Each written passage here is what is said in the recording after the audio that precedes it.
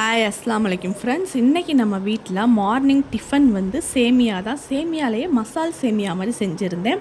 அது எப்படின்னு சொல்லிட்டு வீடியோவில் பார்க்கலாம். நம்ம நார்மல் சேமியாவுக்கு சீனி போட்டு சாப்பிடுவோம். அப்படி சீனி போடாமே நம்ம இந்த சேமியா வந்து சாப்பிட்லாம். சிலருக்கு வந்து சேமியா பிடிக்காது. இந்த மாதிரி ட்ரை பண்ணுங்கள், சூப்பராக இருக்கும். வாங்க வீடியோக்குள்ளே போகலாம். இப்போ ஒரு பேன் எடுத்துக்கோங்க. பேனில் கடுகு, உளுந்து, கருவேப்பிலை போட்டு நல்லா வெடித்தக்கப்புறம் நம்ம வெங்காயம் போடுறோம். வெங்காயம் போட்டு நல்லா வெடித்தக்கப்புறம் ஒரு பச்சை மிளகா நல்லா எல்லாத்தையும் வதக்குங்க. வதக்கிட்டு தக்காளி போட்டுக்கோங்க. தக்காளி போட்டு அதையும் நல்லா வதக்குங்க.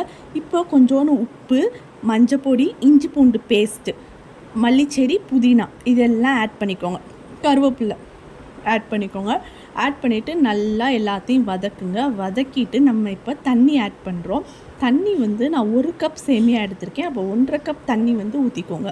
1.5 கப் தண்ணி ஊற்றிட்டு நல்லா தண்ணி கொதிச்சக்கப்புறம் நம்ம சேமியாவை வந்து போடுறோம். சேமியாவை போட்டுட்டு நல்லா கிண்டி விடுங்க. கிண்டாமல் விட்டுறாதீங்க, கட்டி சேர்ந்துடும். கட்டி சேரக்கூடாது, நம்மளுக்கு வந்து நல்லா பொழுன்னு இருக்கணும். அது மாதிரி நீங்கள் வந்து எடுத்து வச்சுக்கோங்க. இப்போது நல்லா கிண்டிட்டு ஒரு சிம்லேயே வச்சு நீங்கள் இதை பண்ணுங்கள். பண்ணிங்கன்னா நம்மளோட சேமியா வந்து ரெடி ஆயிடுச்சு.